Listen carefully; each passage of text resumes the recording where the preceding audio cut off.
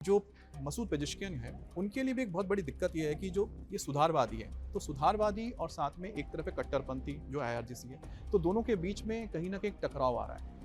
और टकराव इसलिए पैदा हो रहा है कि पिछले लंबे वक़्त से ईरान और ईरान के लोगों को एक बुरी आर्थिक हालत से गुज़रना पड़ रहा है। अब भले ही वहाँ पर आपको जो तस्वीरें आती हैं ना, लोग कई वहाँ पर मीडिया कर्मी भी गए, उन्होंने बताया कि देखिए यहाँ पर दुकानें भरी हुई हैं, सब कुछ यहाँ पर सामान है, लेकिन वो तो तेहरान तक आप देख रहे हैं ना। ठीक है, खाने-पीने का सामान यहाँ पर रशिया की ओर से आ ही रहा है, कैस्पियन सी तो खाली पड़ा हुआ है, उस रूट में कुछ हुआ ही नहीं, उस रूट से रशिया की ओर से आ जाता है या चाइना की ओर से आ जाती है। लेकिन देश के अंदर आर्थिक स्थिति बहुत खराब है, क्योंकि आपको कुछ भी अगर लेना है तो डॉलर्स चाहिए होते हैं और एक्सचेंज रेट इस वक्त बहुत हाई है वहाँ पर और लोग इससे बहुत परेशान हैं। अगर आपको याद हो कुछ वक्त पहले जब ईरान के अंदर एक बड़ा आंदोलन हुआ था तो उसमें बाजारी लोग कह रहे हैं ना, बाजारियों ने ये आंदोलन किया था। बाजारी कौन है? बाजारी है वहाँ के व्यापारी, ट्रेडर्स, और ट्रेडर्स एक महत्वपूर्ण वहाँ का ब्लॉक माना जाता है। ये वही लोग हैं जिन्होंने 1979 में इस्लामिक रेवोल्यूशन के लिए फंडिंग की थी और अपनी अपनी क्या कह सकते हैं, जो भी उनके पास पूंजी थी सब कुछ दिया था, यानी सपोर्ट दिया था पूरी तरह से बाजारी लोग जो ट्रेडर्स थे ईरान के।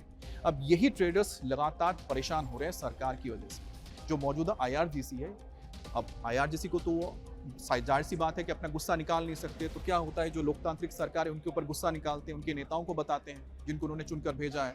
तो ये जो बाजारी या ट्रेडर्स हैं ईरान के, ये इस वक्त परेशान चल रहे हैं क्योंकि एक्सचेंज रेट बहुत हाई है, ज़्यादा आपको डॉलर्स देने पड़ेंगे कुछ भी लाने के लिए, तो महंगाई बहुत ज़्यादा ऊपर चले जाती है, जिससे उनका जो व्यापार है चौपट हो रहा है। और जब पैसा नहीं होगा तो फिर आप जानते हैं कि ज़िंदगी चल नहीं सकती है। और एक बहुत ही महत्वपूर्ण आप कह सकते हैं कि एक विषय है जो इस वक्त ईरान के अंदर चल रहा है, और क्या ये एक बार फिर से यही ट्रेडर्स को इतना कह सकते हैं कि इस कदर मजबूर कर दे कि वो सड़कों पर आ जाए और एक बार फिर से वो विद्रोह देखने को मिले, वो आगजनी देखने को मिले सरकार के खिलाफ या आईआरजीसी के खिलाफ या इस इस्लामिक सत्ता के खिलाफ। अब अमेरिका और इजराइल की कोशिश यही होगी कि किसी तरह से इस गुस्से को और हवा दो, और उसके संकेत मिलने शुरू हो गए हैं। उसके संकेत कहाँ से मिल रहे हैं? मसूद पेज़ेश्कियान के उस इस्तीफे की खबर से, और साथ ही इन्होंने जो एक पोस्ट किया है सोशल मीडिया पे इन्होंने लोगों से कहा है कि इस वक्त जो हालात हैं इसको लेकर लोगों को समझना होगा। अब क्या देश हित भी देखना है और इनको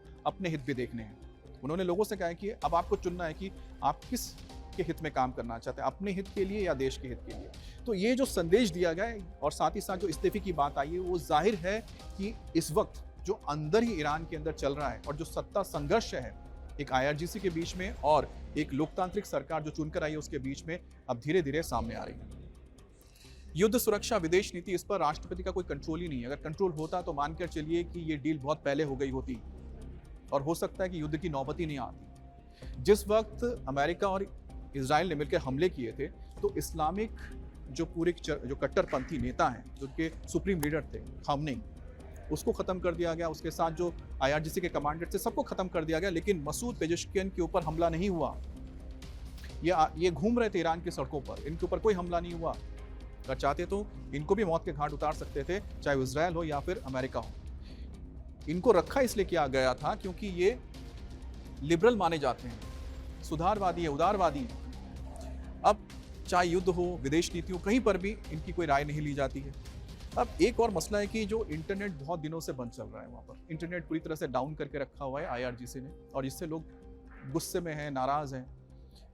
साथ ही साथ अमेरिका के साथ जो वार्ता हो रही है इसमें भी इनकी राय ली नहीं जाती है, क्योंकि कुछ शर्तों को लेकर जैसे मैंने बताया कि ये तैयार होते हैं कि ठीक है हम ये मानने के लिए तैयार हैं। आईआरजीसी के पास जाता है, सुप्रीम कमांडर के पास जाता है, मुश्तबा खमेनी के पास, और फिर वापस जब आता है तो उसमें या फिर नो यही लिख दिया जाता है, तो डील आगे बढ़ नहीं पाती है। तो इस वक्त जो आप हालात देख पा रहे हैं, एक तरफ देखिए मैंने आपको कुछ चीज़ें बताई, इसमें एक तरफ अमेरिका की ओर से ईरान के ऊपर लिमिटेड ही सही लेकिन हमले हो रहे हैं। ईरान भी अमेरिका के कुछ बेसिस पर हमले कर रहा है या उनके शिप्स को लेकर टारगेट करता है, उनके ड्रोन्स को लेकर टारगेट करता है, तो दोनों तरफ से हमले हो रहे हैं। आईआरजीसी किसी भी लिहाज से अमेरिका के सामने झुकने को तैयार नहीं है, और डोनाल्ड ट्रंप तो झुकेंगे नहीं, वो साफ कर चुके हैं कि न्यूक्लियर प्रोग्राम बंद नहीं होगा, यूरेनियम अपने हाथ में नहीं आएगा, हॉर्मुज़ खुलेगा नहीं, तो हम डील करेंगे नहीं। और तीसरी तरफ परेशान कौन हो चुके हैं, फ्रस्ट्रेटेड हो चुके हैं, वो है मसूद पेजिशकियन, जो इस पूरे डील को ही आप कह सकते हैं कि जो वहाँ की लोकतांत्रिक सरकार है, चुनी हुई सरकार है, जो कोशिश कर रही है सिविल गवर्नमेंट कि किसी तरह से ये समझौता हो जाए। लेकिन जो गतिरोध इस वक्त बन गया है और जिस तरह से धीरे धीरे ये हमले होने शुरू हो गए हैं, आगे चलकर एक बड़े संघर्ष का रूप लेने जा रही है। अब ये सीज फायर कब तक बरकरार रहेगा और कब टूटने जा रहा है, इसमें आप कह सकते हैं कि बहुत ही थिन लाइन कहते हैं ना, एक बहुत ही थिन लाइन बचा हुआ है। कभी भी हो सकता है, किसी भी वक्त हो सकता है कि ये हमले और बढ़ जाएं और वार पलटवार इतना बढ़ जाए कि डील गड्ढे में जाएगी और ठीक लड़ाई एक बार फिर से शुरू हो जाएगी।